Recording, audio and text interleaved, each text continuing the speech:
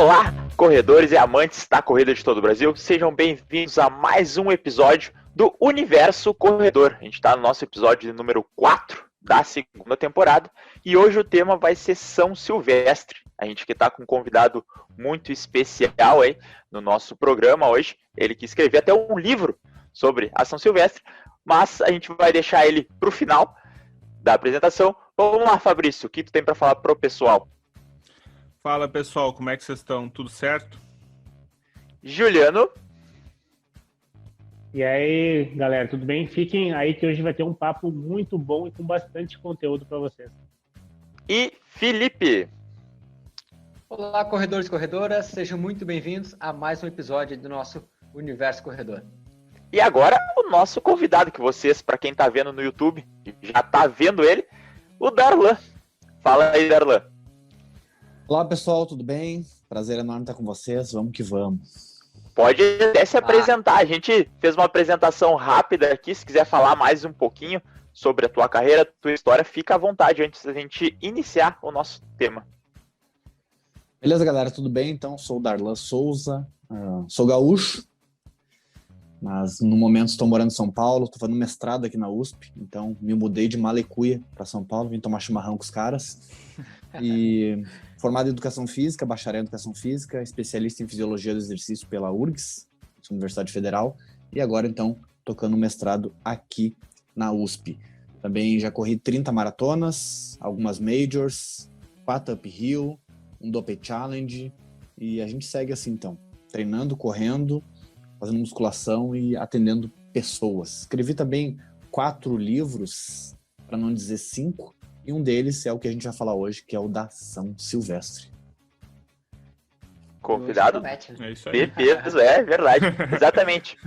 Só lembrando, então, esse episódio aí tem o apoio da IORT, Instituto de Ortopedia e Traumatologia, @iort.sm, e também da KeepFit, @KeepFitAcademias. Certo? Então hoje a gente vai falar sobre São Silvestre. Antes da gente iniciar o nosso bate-papo, eu vou trazer aqui algumas questões de forma geral da São Silvestre. Então, a Corrida Internacional de São Silvestre é uma corrida de rua, né, que é realizada anualmente na cidade de São Paulo, no Brasil. Como vocês podem saber, se vocês são aqui do Brasil, você sabe. Se tiver alguém de fora, é no Brasil. Ela acontece no dia 31 de dezembro, que é o dia de São Silvestre, daí que vem o nome dela, né? Isso aí talvez não saiba. Então a corrida é a mais famosa e tradicional do Brasil e da América do Sul. Ela começou a ocorrer no ano de 1925 e até 1944 ela foi disputada exclusivamente por corredores brasileiros.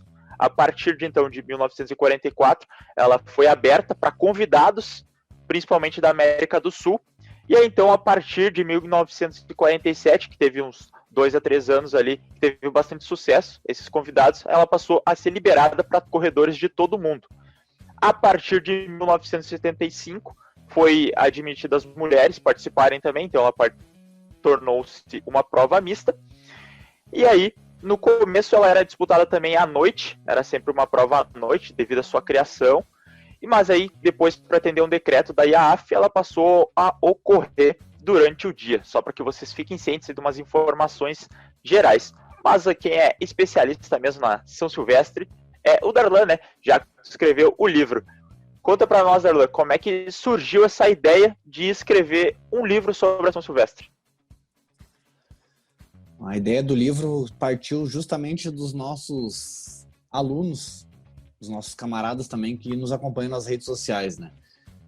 Digamos que a gente já estava um pouco cansado de passar sempre as mesmas informações todos os anos.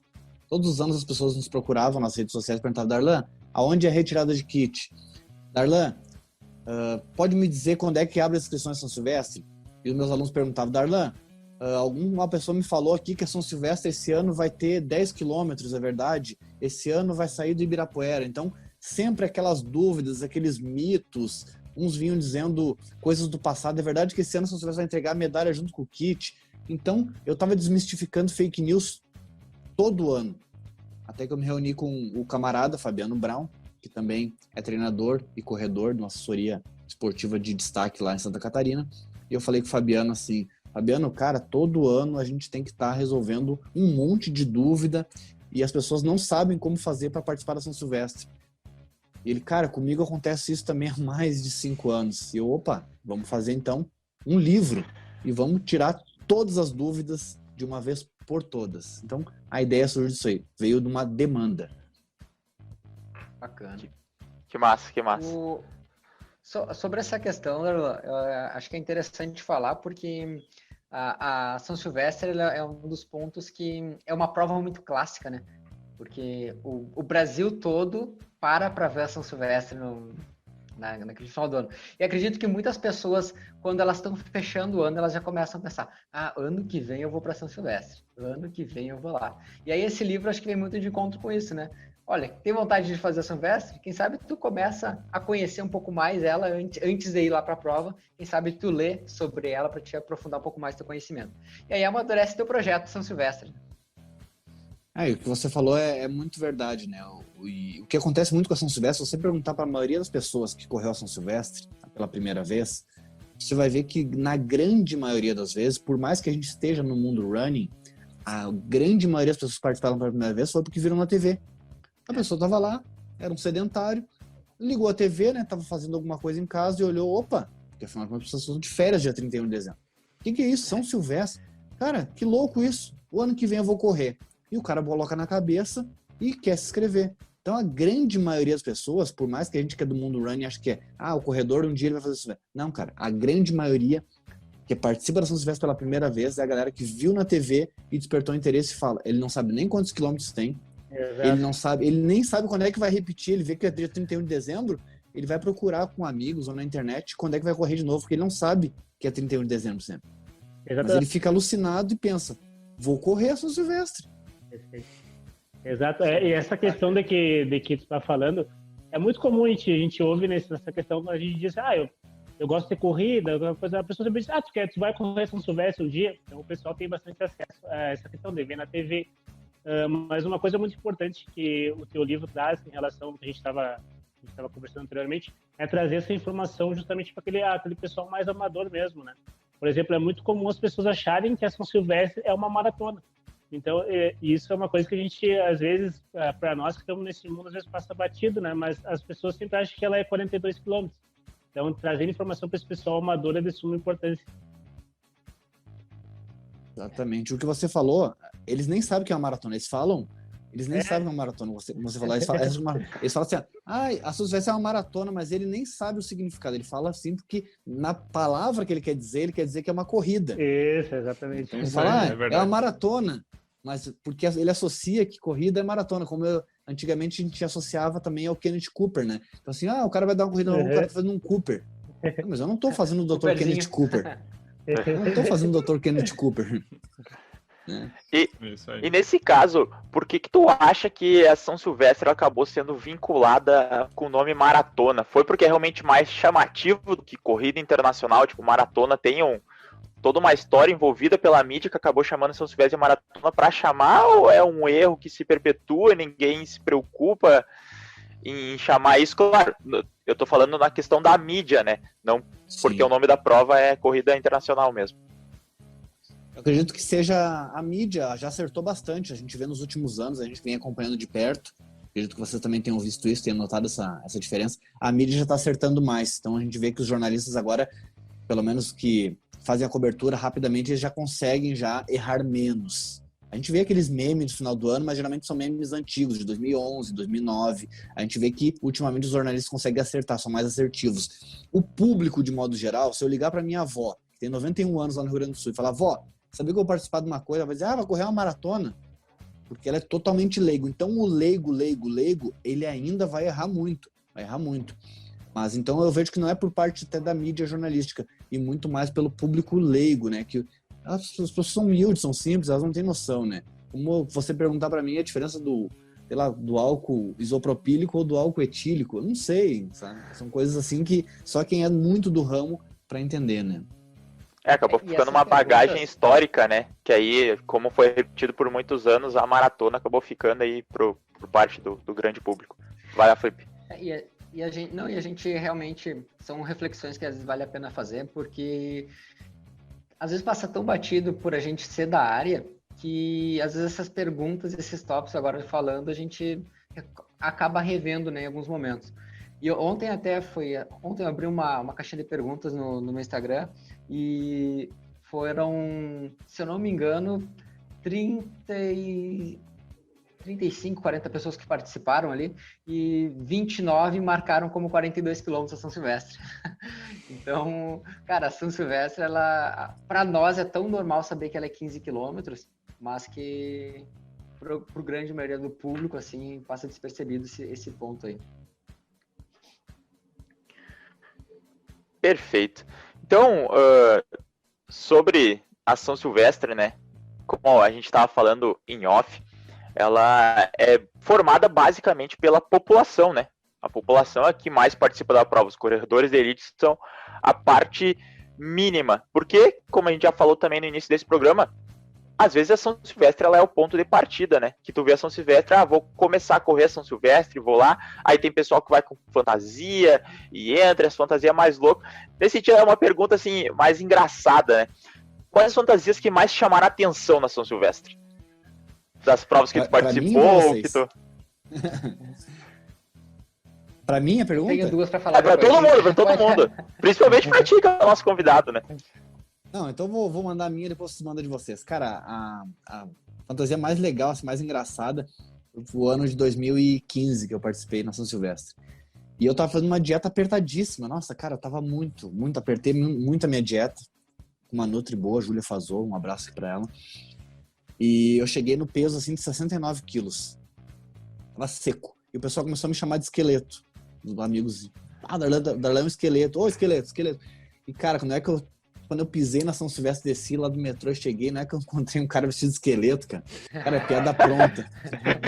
Aí eu peguei, cara, tirei uma foto com o cara e falei assim, não é que eu encontrei meu irmão aqui, mas foi muito engraçado porque o cara tava com roupa de esqueleto. E eu tava muito seco. Então depois eu posso botar lá no Stories e marcar vocês lá, porque ficou bem evidente. Piada pronta.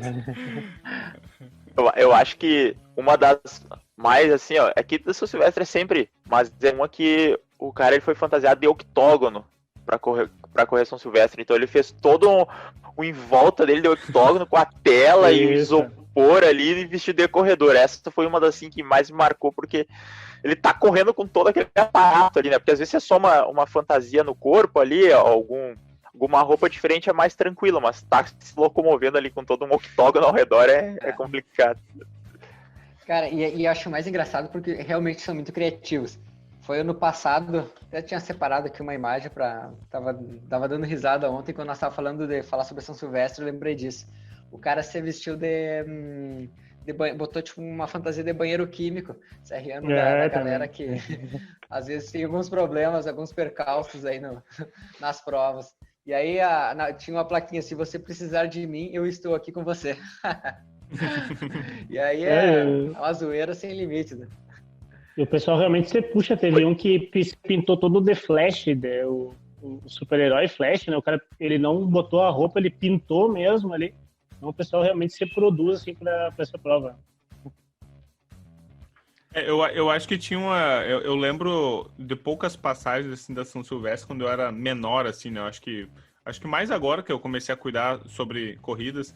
E uma que eu acho legal é que eu não sei que idade que eu tinha, foi na Copa do Mundo ali de 2002, quando o Brasil ganhou aquela São Silvestre. Acho que nunca teve tão Ronaldo com aquele cabelo esquisito correndo na história, assim, ó. Sério, todo mundo cortou o cabelo e colocou uma roupa. E, tipo assim, ó, parecia que era mais brasileiro vestido com a camiseta e tal, com chuteira, do que propriamente as galera querendo correr. E eu tenho essa memória antiga da maratona, da São Silvestre. É legal que, inclusive, a gente colocou essa pergunta número 33, e a gente colocou aqui, ó, por que algumas pessoas correm fantasiadas? Só para dar um spoiler para vocês aqui. A gente colocou, explicamos bastante, né, por que as pessoas correm fantasiadas, mas no final a gente colocou, os fantasiados correm por diversão, sem se preocupar com o tempo de conclusão da prova. Exato. Que é bem o fato esse. O fantasiado, ele quer diversão, ele não tá nem aí com o tempo de conclusão. Tanto é que tem um cara que faz embaixadinha. O cara faz embaixadinha, os 15 quilômetros com a bola. Não, e sem contar que dependendo é quase como se fosse um concurso de fantasia que vai aparecer na TV também, né? Então quanto mais tu chamar atenção, mais a tua chance de aparecer na TV. É, o último dia do ano ainda, o pessoal só quer terminar a corrida e ir pra comemoração do ano novo, aproveitar a fantasia.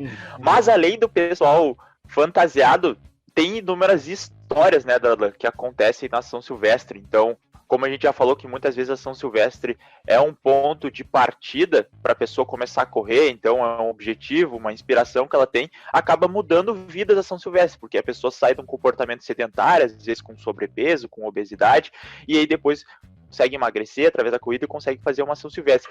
Que histórias tu tem para falar assim que tu conseguiu vivenciar para contar aí para os nossos ouvintes?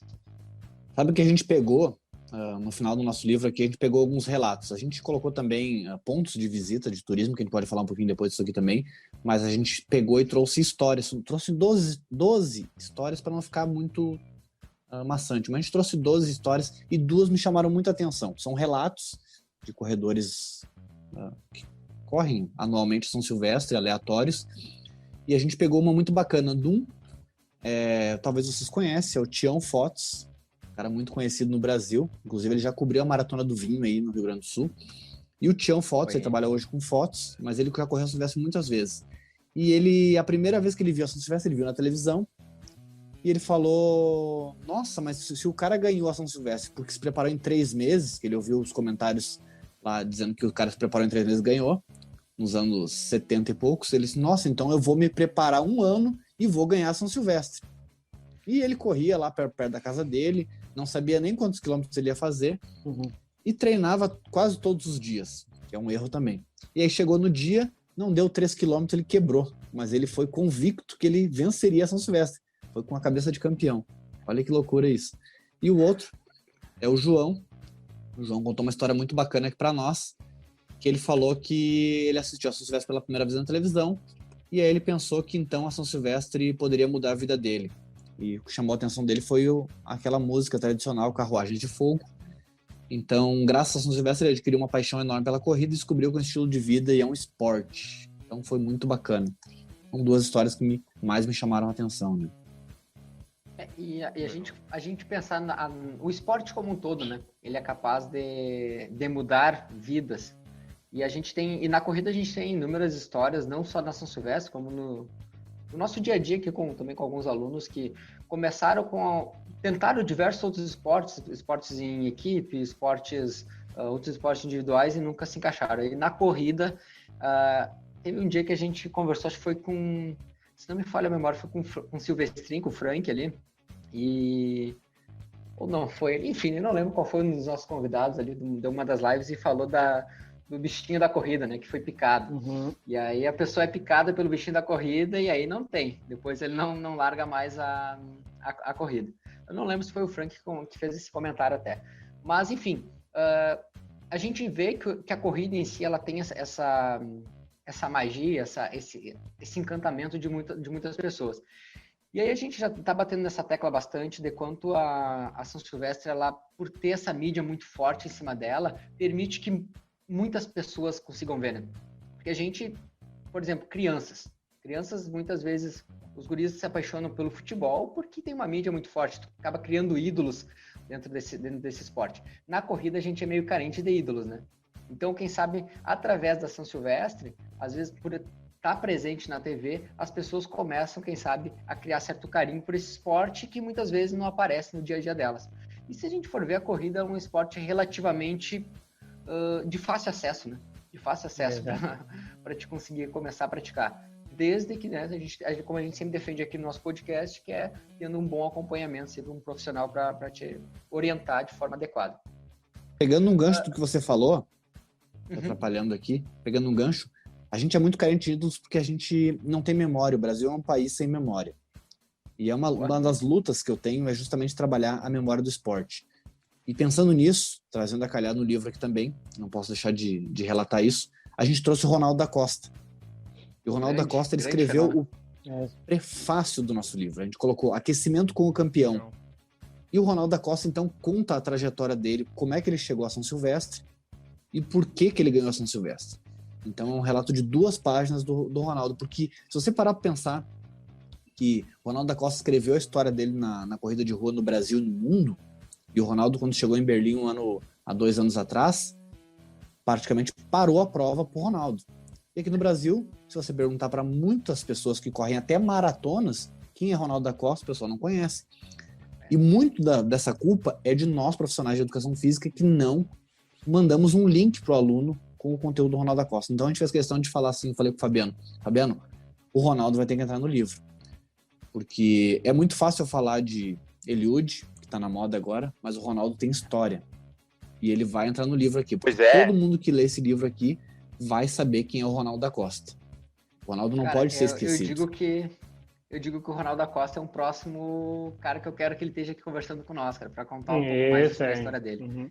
Eu sou suspeito para falar porque acompanho o trabalho dele desde piar mesmo. Eu lembro de pegar as revistas de corrida para ver sobre o Ronaldo. E, cara, depois que começou com a era da internet, então o Instagram acho que foi um dos primeiros caras que eu segui, foi o Ronaldo da Costa. Então, realmente é um cara que eu acompanho, assim, e até foi ontem, eu acho que a Maratona de Berlim fez uma postagem dele, né? A gente tá gravando na terça-feira, mas acho que foi na segunda. Então, uma postagem, cara, assim, que é sensacional. Em 2018, trouxemos ele a Porto Alegre para ser o embaixador da maratona. Incomodei o Paulo Silva, o organizador da maratona de Porto Alegre, falei assim, cara, não sei o que tu vai me dizer, eu sei que tu vai me xingar, mas eu vou te incomodar, até tu levar o Ronaldo como embaixador da maratona de Porto Alegre. E o Paulo falou assim, pô, Darda, mas tu vê só pode dizer, o Ronaldo às vezes não vem, o Ronaldo ele é famoso porque às vezes ele é meio desorganizado. Cara, aí tu me cobra, mas me autoriza a trazer o Ronaldo aqui, que eu vou fazer ele ser embaixador da maratona de Porto Alegre. Aí foi uma festa enorme, ou seja, é nós fazendo nossa parte para que as crianças se motivem a encontrar no esporte uma maneira simples de exercitar e com ídolos tão acessíveis como o Ronaldo, né? Essa questão que tu falou do Brasil é um país sem memória, isso dá para ver bastante naquelas... Teve as enquetes que é sempre realizada às vezes pelos canais de televisão, 100 brasileiros mais influentes, e aí quase sempre quem figura nisso aí são jogadores de futebol e jogadores de futebol atuais. Eu lembro que o Dedé, um ex-zagueiro do Vasco, sei lá onde é que ele tá jogando agora, ele ficou na frente do Garrincha. Então, para ver como quem é o Dedé na fila do pão, né, para ficar na frente do Garrincha, pensando no futebol, mas tem inúmeros outros atletas e pessoas do Brasil que são muito mais influentes. Então, realmente, esse é um ponto importante que tu tratou. E além disso... Provavelmente, se tu fosse fazer uma lista só dos corredores influentes atualmente, ia estar só os que estão na mídia atual e os anteriores iam ficar lá embaixo, né? Verdade. Eu queria engaixar uma pergunta para o Darlan aqui, para aproveitar. A gente estava falando em relação a São Silvestre, em relação a outras provas. Por que tu acha que na São Silvestre tem mais mídia do que, por exemplo, uma maratona, sei lá, maratona de Porto Alegre, uma maratona do Rio de Janeiro? Talvez seja por ela passar na Globo, tu acha que esse é o principal motivo? Ah, sim, a gente sabe que a Rede Globo hoje é a maior rede de televisão do Brasil, então, por televisionar na Globo, acaba tendo, então, uma exposição de mídia muito maior. Tanto é que a gente sabe que as provas televisionadas pela Rede Globo, hoje são as provas mais procuradas. São elas: a Volta da Pampulha, são provas que você vê que tem um número absurdo de inscritos, as pessoas querem aparecer na televisão. A São Silvestre, que a gente vê que tem um televisionamento, e a Maratona do Rio também, que tem uma cobertura muito grande da Globo, pelo menos lá no Rio tem uma cobertura muito grande. Então a gente vê que com o poder da televisão tem uma cobertura muito grande, acaba então atingindo mais pessoas. E também a TV Gazeta, que faz a cobertura completa da São Silvestre o tempo todo durante a prova. Apesar da Globo cobrir bem a prova, a TV Gazeta, por ser a dona da prova, a TV Gazeta é uma das donas da prova, ela faz a cobertura todos os anos da São Silvestre em tempo real, tanto com transmissão na televisão, quanto no Twitter e no YouTube. Eu não sei se as pessoas sabiam disso, mas se você colocar na TV Gazeta, você assiste toda a São Silvestre. Eles sempre fizeram a cobertura. Até porque quem começou a prova foi um jornalista, né? Foi o Casper Lieber, né? Tá. Perfeito. Cara, e a gente tem vários atletas profissionais que se destacaram nessas provas, né? Por exemplo, o Frank Caldeira, que foi um cara que ganhou renome. E eu acredito que muitos conheceram o Frank Caldeira porque a Volta da Pampulha, a própria São Silvestre, ele foi um cara que foi campeão. Acho que foi 2006, acho que ele 2006. Levou São Silvestre e levou a Volta da Pampulha. Então, são pessoas que ganharam realmente um destaque muito grande no esporte, por também ter uma mídia muito forte, né, dentro dessas provas. Mas, dando sequência à nossa conversa, eu queria comentar, para a gente quebrar um pouco também esse papo, assim, queria ver contigo o que tu achou da chegada do ano passado, de 2019, da São Silvestre. Cara, foi um detalhe, fantástico, né? Fantástico. Tu não olharia para trás um pouquinho só, se fosse tu, tu não olharia para trás um pouquinho, apertaria o passo? É engraçado isso, né, cara? Porque a gente que treina, vamos ser sinceros, a gente que treina, essa chegada foi fantástica, né? Foi histórica. Isso ajudou a criar mais um mito na prova, né? O mito da São Silvestre, né? E é fantástico quando a gente treina, vamos ser sinceros, no nosso dia a dia, no treino. Cara, quando tu dá um tiro, mas um tiro pra matar, aquele de 1.000 metros, ou 800, ou um de 400 na pista. Cara, tu pensa em olhar pra trás? Sinceramente, faz o teste. Eu falei isso aí pros alunos na época. Falei, eu vou dar um treino de tiro de 1.000. E quando chegar no 950, 970, tenta olhar pra trás. Cara, é impossível. E o nível de concentração do atleta é tão elevado que ele só enxerga o pórtico, ele cega, que com certeza não tem como tu pensar em olhar para trás. Eu tenho certeza que vocês já viram algum pórtico alguma vez. Não. E vocês já miraram ele e falaram assim, cara, eu não vou enxergar mais ninguém, eu só quero aquela linha. Exato. E eu tenho certeza que deve ser por isso que ele não olhou para trás. E um detalhe, e o cara que tá vindo atrás, acho que é Kibiout, acho que é, né? Isso. Kibiout, não, isso. Kibiout só enxergava ele, né? Exatamente, ele não enxergava a linha, ele enxergava o cara. O Kibiout nem enxergava pórtico. Não, ele não enxergava. Aí você falou um assunto fundamental. Ele não enxergou o pórtico, ele disse assim, cara, eu tô vendo aquele cara, eu vou ter que atropelar aquele cara, nem que eu caia junto com ele na linha, mas eu vou achar aquele cara. Cara, foi fantástico. Acho que foi uma das chegadas que gerou tanto assunto quanto, por exemplo, cara, sei lá, qualquer outro. E se repetiu em Boston depois, né? Que gere tanto engajamento. Se repetiu em Boston depois. É o mesmo caso. Pode ser. Muito legal. Ali foi uma das primeiras vezes que a gente viu que tem tática também na corrida, porque eu vendo assim pela TV, me parece que o que estava na frente, ele abriu um pouquinho e pensou assim, bom, agora eu abri, o cara não me pega mais, né? Tá faltando um pouquinho ali. E aí o que estava atrás, então, acelerou e ele achou que já estava ganho. E aí quando ele achou que já estava ganho, né, deu aquele segundinho de relaxamento, entre aspas, né? Relaxamento entre aspas, né? Que não foi um relaxamento. O cara que estava atrás percebeu isso, então ele usou a tática, pensou assim, não, eu vou esperar quando ele dá aquela relaxadinha, entre aspas, eu passo e chego na frente. Então é uma das pessoas verem que também na corrida também é a tática, não é só no futebol, né? Não, com certeza. E se você corre São Silvestre, você sabe que a subida da Brigadeira é uma subida muito dura, né? Porque você já tá com 11 km e pouco nas costas, aí você encara ali quase 2 de subida, 1 e pouco e tal. Então imagina pra Elite, eu pensando com a Elite, que já tá subindo ali, tá com 11 em alta intensidade, porque a Elite não alivia nada, Tá em 11 em alta intensidade, pega mais uns 2 em altíssima intensidade. Quando o cara vê a reta na Paulista, o cara dá um alívio nas pernas, e é ali que tu ganha São Silvestre. Porque alguém, quando chegar lá em cima, quando acabar a Brigadeiro, o cara entrar na Paulista, o cara assim, nossa, que alívio, agora eu vou tentar me restabelecer. E quem tenta se restabelecer perde São Silvestre ali, porque o outro vai continuar com sangue nos olhos e vai tentar ali naquela reta, dar uns 500, 600 metros, fazer história ali, né? Perfeito. Legal. E o bacana Pode falar. O bacana é que a gente está falando disso aí, subindo com intensidade. O pessoal que nos acompanha aqui, tem alguns alunos nossos que nos acompanham também no podcast. Nessa prova em específico, essa última, alguns alunos começam a se interessar um pouco mais, entender qual é o ritmo de prova, o que eles estão correndo, né? E aí o pessoal começa a se apavorar um pouco quando vê a realidade do atleta profissional. O ritmo que ele sobe a Brigadeiro e o ritmo que ele sai da Brigadeiro. E aí, como tu falou, aquela reta final ali, meu Deus, é um absurdo, assim. E aí eles começam a entender o quanto é o detalhe do profissional, né? O quanto que a diferença realmente desses atletas. Mas acho que a gente a gente falou dos profissionais, mas acho que realmente o que encanta muito a prova é o amador, né? O amador que dá o brilho, eu digo que a cereja do bolo é o amador.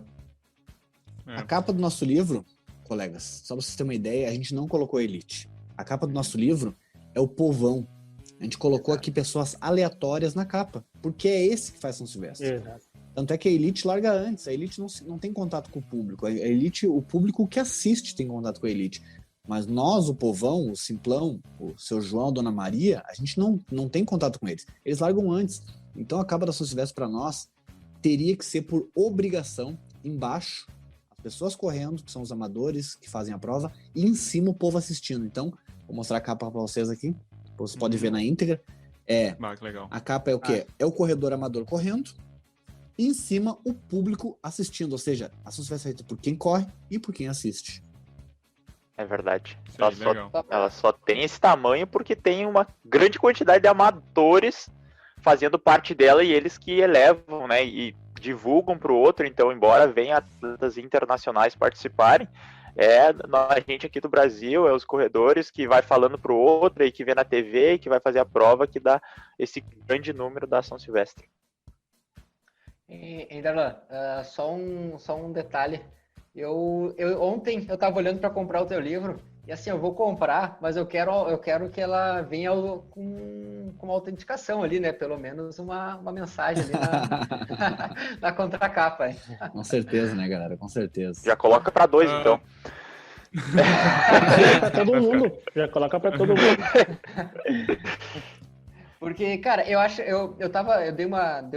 comecei a rever alguns pontos do teu livro ali, achei muito interessante porque é exatamente isso. A gente conversa com muitas pessoas e por mais que a gente, em todas as provas, a gente sempre tem que buscar trazer alguns conteúdos para poder sanar essas dúvidas dos alunos. Quando a gente diz um manual, que é, por exemplo, hoje esse livro, tem diversas desmistificados, diversas fake news, facilita muito, né? Aí o aluno, eu quero correr a São Silvestre. Cara, pega esse livro aqui emprestado e leu aí, aprende um pouco mais sobre ela e tira tuas dúvidas. Por exemplo, comprar o voo, como eu falei. Às vezes o cara não sabe qual aeroporto. Tinha um aluno uma vez que estava comprando um voo para Campinas. Ele disse, vou para São Paulo para correr São Silvestre. E ele comprou Campinas. Eu, cara, tu tá a 200 quilômetros da largada, meu camarada. Tu não vai comprar Campinas. Porque as pessoas dizem, São Paulo é São Paulo. São Paulo, porque ele associou, ele é gaúcho, né? Ele disse, não, Porto Alegre só tem um aeroporto. Então, se eu descer em Porto Alegre para correr a maratona em Porto Alegre, eu tenho Porto Alegre. Então, só que, cara, eu falei, cara, em São Paulo a gente tem 3 aeroportos grandes. Em Guarulhos, que é na cidade de Guarulhos, que é uma cidade lá longe, lá como se fosse Canoas. Tem o aeroporto de Congonhas, que ele é pequeno, mas ele é em São Paulo, é o único aeroporto de São Paulo. E tem Campinas, que é como ter um aeroporto lá em Torres. Cara, na real, não dá. É longe. Mas ele pensou, São Paulo é São Paulo. Então, às vezes, é o cara não sabe legal se hospedar, né? discutir isso aí. E é legal a gente discutir isso aí porque é a realidade, né? Sim, é a realidade. E quem nos escuta, a gente às vezes recebe uns feedback que é muito legal, cara, porque a gente toca nos pontos que para nós às vezes parece que é simples, porque a gente vive isso aqui no dia a dia, mas que pro aluno vai fazer uma diferença gigantesca. E a pessoa dá um pouco, alguém pode ser que deu aquele feedback. Já pensei, já fiz uma burrice dessas aí. Exatamente. Pensando nessas características que a gente tá falando, tu mencionou essa questão da subida e da reta, né? Pensando naquela primeira pessoa que tá... Cara, eu vou querer correr ano que vem. E a gente sabe que como isso é uma prova longe, por exemplo, o cara aqui do Rio Grande do Sul quer correr uma São Silvestre. Que características que tu pode ressaltar no trajeto que é um ponto que tu acha que é relevante para a pessoa já treinar, já se preocupar? Porque como cada prova tem seu... né? Tem seu modo de correr, tem seus aspectos.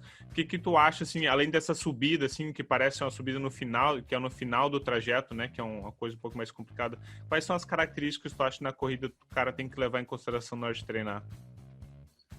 Você falou um ponto muito importante, né? Que são as características, cada prova tem suas próprias características. Vou contar uma curiosidade que talvez pouca gente sabe. A Avenida Paulista em São Paulo, a Avenida Paulista em São Paulo tem 1.100 metros de altimetria. Se o cara mora no litoral, ele vai correr. Quando ele chegar na São Silvestre, ele vai chegar lá, nossa, como eu tô cansado, cara. O que aconteceu? O que aconteceu comigo? Sim, tu tá em cima de um morro. Os paulistanos, eles falam, quando eles vão pro litoral, eles falam, eu vou descer pro litoral. coisa que quem mora em Porto Alegre vai pro litoral fala, vou pra praia. Eles falam, Uhum. nós vamos descer pro litoral, porque o litoral deles é altimetria 0 e a Avenida Paulista tem 1.100. Então tu imagina alguém que morou só na praia a vida toda e tu coloca lá na Avenida Paulista. O cara tá em cima de uma montanha. Então ele começa, nossa, tá rarefeito aqui, né? A Uphill, que é a maratona aí mais desejada do Brasil, na Serra do Rio do Rastro, o topo dela tem 1.400 e o pessoal chega lá com falta de ar. Então, só uma característica que passa despercebido. A São Silvestre, o topo dela tem 1.100. Outro ponto importante que você falou.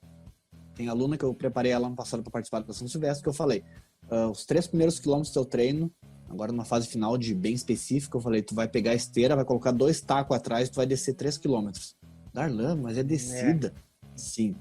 Praticamente, os primeiros quilômetros da São Silvestre é uma descida. Então, tu vai pegar agora nessa fase de preparação específica, né? Eu falei isso no começo da preparação, né? A gente sabe disso. Ela botou 2 tacos na esteira e ela descia em torno de 3 quilômetros de treino. Por quê? Porque a primeira fase, São Silvestre, ela é um sobe e desce. É como se fosse um treino de musculação. Por isso a importância do reforço muscular. Porque ela tem uma fase de descida, ela tem pontos de plano, ela tem um ponto de subida, e aí ela vai ter pontos de subida mais íngreme, que é a ladeira dos 11 aos 13, mais ou menos. Eu costumo falar que é dos 11,5 até os 13,5, porque ela começa um pouquinho antes de uma elevação, que é a subida da Brigadeiro. Uma subida e depois uma reta na Paulista. Então você vê que durante todo o percurso você tem sobe e desce. Não é uma prova plana e não é uma prova só de subida. É uma prova também de descida. Se você não treina descida, você vai chegar com as pernas destruídas. Então, quem vai se preparar para São Silvestre tem que fazer musculação e tem que fazer treino de subida e tem que fazer treino de descida. Isso aí, com certeza, um treinador capacitado, credenciado, experiente consegue fazer isso com plenitude. Ele exige o máximo das técnicas e o máximo do condicionamento. É uma prova complicadinha, né? E as Prova pessoas técnica. têm a falsa impressão de que descida é mais tranquila, né? É uma falsa impressão que o pessoal corre. Não, mas é descida é Para só descer, descer. todo santo ajuda. Mas também... Quem anda de bike. É, Quem anda de bike. e descida também tem técnica e também tem treinamento, tem características da descida que também tem que se levar em consideração, se o cara já se quebra na descida, né? Exatamente. A gente gosta de fisiologia, interrompendo vocês, não posso deixar esse gancho passar. Pode. O dano muscular, se você medir creatina quinase, que é um parâmetro fisiológico, se você medir creatina quinase num treino de descida, ou numa prova de descida, vai estar muito mais elevado o dano muscular, o dano articular, do que numa subida. Uma subida a gente faz força, ou seja, você coloca a perna e faz uma subida, você faz um gancho de subida, ou seja, você faz um trabalho ali de força. Em descida você tem um trabalho excêntrico. Excêntrico é bater com o pé no chão e dar uma porrada. Então, o dano muscular é muito maior. E aí tem um parâmetro chamado creatina quinase, que você mede no sangue, com uma gota de sangue, e você vê o tamanho do dano muscular. Isso é muito comum no futebol. Trazendo o futebol para cá nesse gancho, alguns jogadores são liberados. Ele não vai participar do jogo hoje, porque ele está se recuperando. Por quê? Porque a creatina quinase dele está muito alta. Então, às vezes, o corredor ele não corre na descida, ou ele acha que a descida é mais rápida. Beleza, só que o dano muscular é maior. Vou dar um exemplo rápido aqui para não perder o gancho. Existe uma prova chamada Muralha Marathon. Já participei dela, é no Rio de Janeiro. É uma maratona de 42 km. E tem um ano que ela sobe e um ano que ela desce, assim como a Conrads lá na África do Sul, outra maratona. O ano que desce, você faz ela mais rápido. Mas eu, por exemplo, demorei 10 dias para voltar a correr. Porque eu estava destruído com as minhas pernas, o dano muscular foi enorme. Para subir é mais fácil. Então, o dano é um trabalho excêntrico. Na bike, é o contrário. Quando você pedala, é um trabalho concêntrico. E quando você corre, é um trabalho excêntrico de descida. Então, se preparar para a corrida é correndo, não é pedalando. Exato. É especificidade, né? A gente sempre bate nessa tecla. Perfeito. Teve um episódio que a gente falou muito sobre isso. E, cara, acho que foi essencial, acho que esse tópico que o Fabrício trouxe para ti, para abordar sobre as características da prova. Sobre a gente estava falando sobre a questão da carência de ídolos, né? Muitas pessoas também não sabem que a São Silvestre ela tem uma prova para crianças e adolescentes, né? Que é a São Silvestrinha. Inclusive o Frank Caldeira chegou a participar dela, né? E como que tu vê essa importância da São Silvestrinha, que ela não é tão divulgada assim, para a própria manutenção dos corredores e para a aquisição de novos corredores? Você falou uma curiosidade muito legal, inclusive é uma coisa que poucas pessoas sabem, que o Franco Caldeira, na infância, já havia ganhado a São Silvestrinha. E aí depois acabou ganhando a São Silvestre e fazendo a história dele da corrida de rua no Brasil. Ou seja, ali ele já mostrou que ele tinha características genéticas e estruturais para ser um corredor de elite, né? A São Silvestrinha, ela tem sim a importância dela. No Brasil é muito comum a gente ver provas infantis no mesmo dia das provas em adulto. E isso é muito bacana quando acontece. Mas a São Silvestrinha, infelizmente, já não acontece da mesma maneira. Ela chega a acontecer semanas antes, como já aconteceu, dias antes. Então ela acaba se desassociando da São Silvestre por grande parte das pessoas. Então isso é uma pena. Queria muito que a São Silvestrinha acontecesse no mesmo dia da São Silvestre. Seria fantástico para a elevação do esporte aí, mas a gente sabe que não. Então eu acredito que ela tem uma grande importância pela molecada poder participar, né? Se fosse futebol, a gente vê os pais lá apoiando o filho jogando nas categorias de base. Seria uma categoria de base da corrida São Silvestrinha. E muitas vezes ela aconteceu numa pista do ginásio do Ibirapuera, que é fantástico isso, criança vivenciar a pista, é tudo de bom, né? Mas infelizmente eu acredito que a gente não consegue pegar um gancho tão grande nela, porque ela acontece em dias muito distantes da São Silvestre. E ela não tem também a mesma cobertura de televisão. Talvez se no mesmo dia e fosse nos locais próximos, né, e conseguiria ter esse mesmo gancho da TV e mostrar, e até outras crianças poderiam se inspirar, né, porque estão vendo outras crianças, teriam vontade de participar e continuar na corrida. Realmente é uma pena que não ocorra em dias no mesmo dia e locais próximos. Mais alguém tem alguma coisa? Quem que tinha curiosidade aí? Quem é que tinha curiosidade? Eu. Alguém falou que tinha umas curiosidades pra nós. O Juliano. Eu tenho o quadro. Mas antes eu vou fazer a última pergunta pro Darlan, para tu destacar aí 3 pontos importantes para um corredor para ele vivenciar São Silvestre.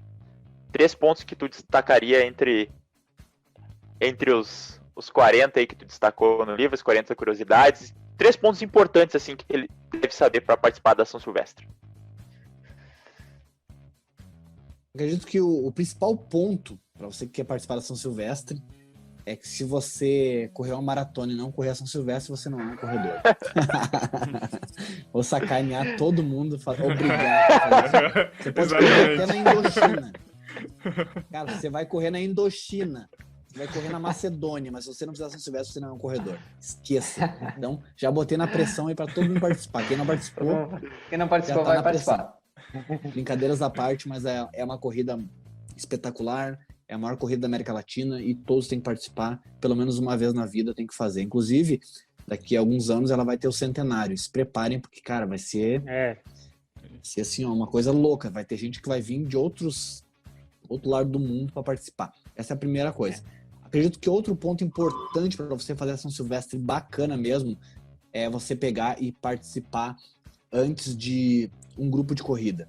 Participa de um grupo de corrida, participa de uma equipe para você se preparar legal, para você vir participar da São Silvestre de uma maneira muito sólida, muito eficiente, para que você possa vir preparado então para curtir essa festa. Então, o segundo ponto é contrate um treinador ou participe de um grupo de corrida, de uma equipe de corrida, para que você se prepare adequadamente para realmente fazer a São Silvestre, não sofrer a São Silvestre, para você vir fazer a São Silvestre.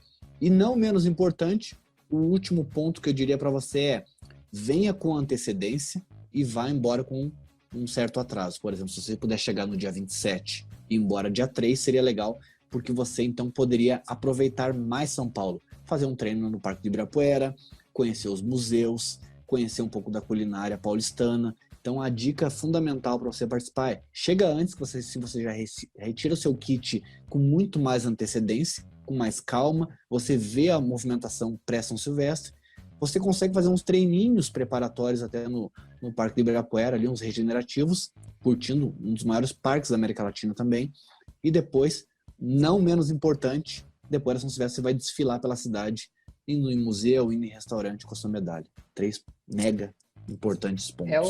É o famoso turistar, né, Dorlan? Assim, ó, para nós, amadores, a parte principal é essa, né? Vai lá, corre, e depois do pós-prova, a culinária. Por exemplo, a gente foi ano passado Não, foi esse ano, a Maratona do Vinho. Cara, não tem como ir a Bento, por exemplo, e depois não querer tomar um vinho, né? Não tem como não querer experimentar um pouco da culinária da de Bento Gonçalves dos italianos ali. Então, é a parte, assim, eu digo que, pra mim, é a parte, é fechar com chave de ouro a prova. Perfeito. Perfeito. Então, agora sim, a gente vai pro nosso quadro, que o Gil vai trazer as curiosidades sobre a São Silvestre. Então, vai lá. Então, eu separei três curiosidades, algumas já foram faladas em algum momento aqui, né? Mas eu vou citando e o Darlan vai complementando e a gente vai aqui tendo uma conversa muito boa, né? Então, a primeira delas, então, que o Darlan citou, que é o jornalista Casper Libero, né? Então, essa era uma coisa que eu não sabia, fiquei sabendo. Ele foi à França, e lá ele viu uma corrida noturna. Então, foi a partir daí que ele teve a ideia, então, de trazer ela para o Brasil. E aí, eu também, um fato também que eu não sabia, fiquei sabendo, é que ele inspirou o nome em um papa, né? E um papa, então, que deu a origem ao nome São Silvestre. Confere, Darlan. Perfeito. Ele participou exatamente. Sabe que existe até hoje. Existe até hoje lá na França isso. Uma cultura lá dos caras saírem à noite a cavalo com tochas de fogo. E em cima disso, né, se chama a Marcha de Flambeaux. Mais ou menos é o nome disso. Marcha de Flambeaux. Tá no livro lá explicando. E o jornalista, quando ele viu isso aí na viagem pra França em 24, ele ficou louco, né? Ele, cara, imagina fazer isso no Brasil e correndo, mais legal ainda. Só que os caras hoje fazem, se você botar no YouTube lá, você vê que os caras fazem ela a cavalo, é muito bonito, os caras todos vestidos com tipo medieval, é bonito pra caramba, né? E legal. Essa curiosidade que você falou é muito legal também, que você falou, que a gente já tinha tratado sobre o Frank Caldeira e tal, mas tem uma outra curiosidade muito legal também, que eu vou deixar aqui um spoiler pessoal. Tinha um atleta olímpico muito famoso na época, Vladimir Kutz. E ele veio assim com a figura de ganhar São Silvestre. Né? Era a 33ª edição em 57. E ele veio com a pompa de vencedor, o cara vai ganhar. Aí inventaram levar o cara para Santos, pra Praia de Santos, que dá 100 km aqui também, como Porto Alegre, a Tramandaí aí. E levaram o cara para Santos. O cara ficou alucinado, imagina. E aí até porque ele viu a praia, toda aquela coisa, mulher de biquíni, e aí não queria sair da praia e ficou lá dando umas corridas e na beira da praia o dia inteiro. O que aconteceu? Ficou com os pés cheios de bolha e no dia ele não pôde correr a São Silvestre. Acontece, né? Dá pra acreditar coisas nisso, que acontecem, né? Coisas que acontecem, né? São histórias, cara, né? Campeão olímpico, cara. Uma outra curiosidade muito legal aqui é pouca gente sabe, mas Emil Zatopek, a locomotiva, já correu e obviamente que ele veio para cá e ganhou a São Silvestre, né? Então, um dos maiores corredores da história da corrida de rua no mundo. A locomotiva veio aqui e ganhou. E foi naquele tempo que a São Silvestre tinha um percurso de 7,3 quilômetros. Teve essa, e a largada era essa mudança, né? Noite. Antes ela saía na madrugada do dia 31 e às vezes saía de noite do dia 31 e acabava na madrugada do dia 1º. É mais ou menos isso, né? As primeiras edições. Isso, nessa edição que ele participou, ela saía às 11h30 da noite, né? E era 7,3 e ele veio e ganhou, cravou a história dele na São Silvestre. Emil Zatopek. Pra quem já ganhou uma maratona sem nunca ter corrido uma na Olimpíada, né? São Silvestre foi mais um check na lista de provas dele. É sacanagem, né? Mais alguma, Gil? Mais alguma coisa? Daí era essa questão também, tu falou a questão das mulheres, ali foi a primeira prova que as mulheres correram, as primeiras que elas participaram, e uma coisa que eu achei bem interessante, que foi o seguinte, teve 17 inscritas, dessas 17, 14 largaram e 12 chegaram, né? Daí fiquei pensando, será que essas outras duas talvez não estavam prontas ou não tinham um treinamento adequado, toda aquela questão. Então vou chamar o Darlan pra gente conversar em relação a isso. Por que essas duas não completaram? Nessa época aí era muito comum de o pessoal se inscrever sem a devida preparação, né? Então, tudo que a gente resgatou de história aí da galera que não conseguia concluir é porque tinha o tempo muito apertado. as regras da São Silvestre, o regulamento era muito apertado. Tinha que chegar até tanto tempo, se você chegasse depois de tanto tempo, você era desclassificado. Então as pessoas, às vezes, despreparadas que iam participar da prova, saíam, e como o ritmo de quem já treinava e era atleta era muito mais elevado, então não tinha espaço muito para amador, né? Então se a pessoa se preparasse pouco e passasse lá o tempo limite de corte, simplesmente era desclassificado. Então não é que eles não chegavam, né?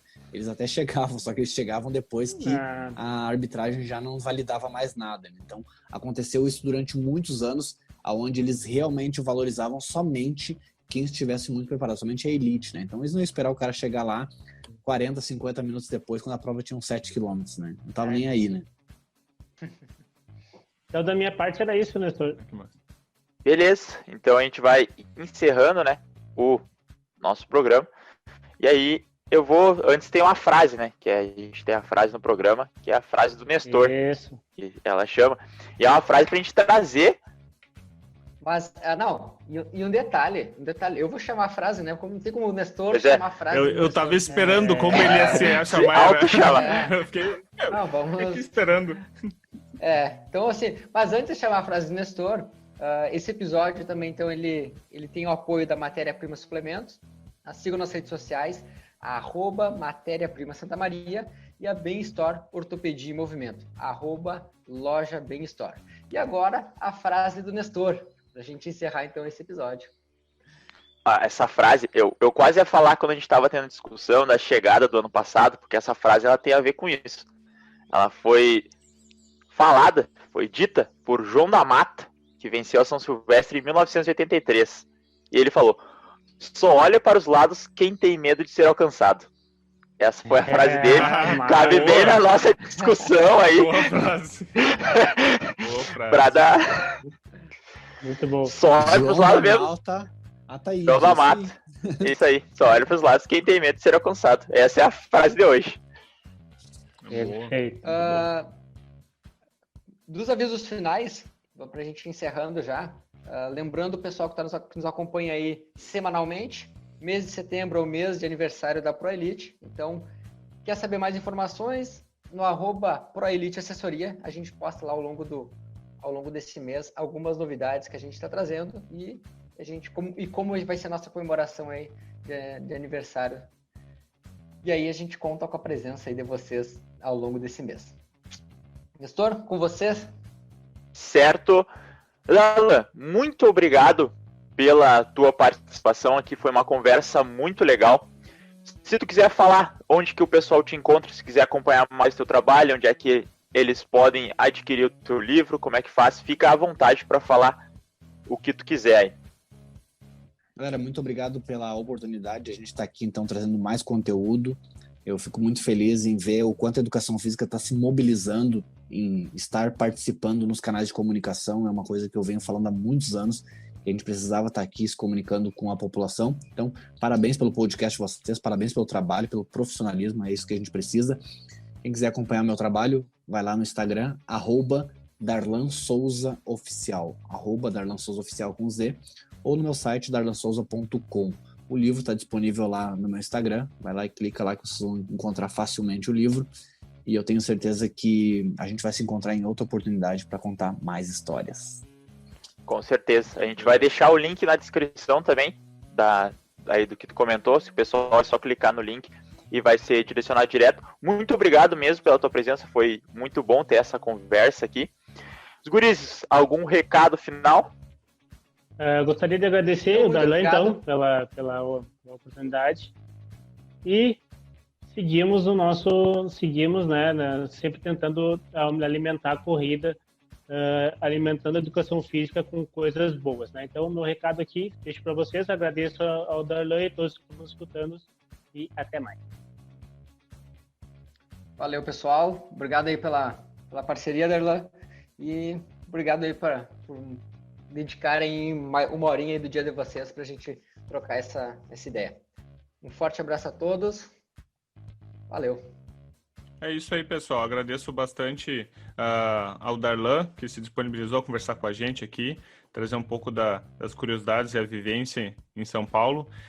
E eu gostaria também de dizer a indicação que saiu ontem, o drop do Corredor Sem Lesão, tá? Falei um pouquinho sobre cadência, fiquei ali uns 20 minutinhos falando sobre cadência ali, dando algumas dicas para vocês. Também, se tiverem alguma dúvida sobre esse tema e outros temas, só deixar no inbox no @Universo Corredor, que a gente vai conversar sobre e tirar as dúvidas de vocês. É isso aí, forte abraço e até semana que vem. É isso aí, pessoal. Lembrem, hidratem-se, valeu e até semana que vem.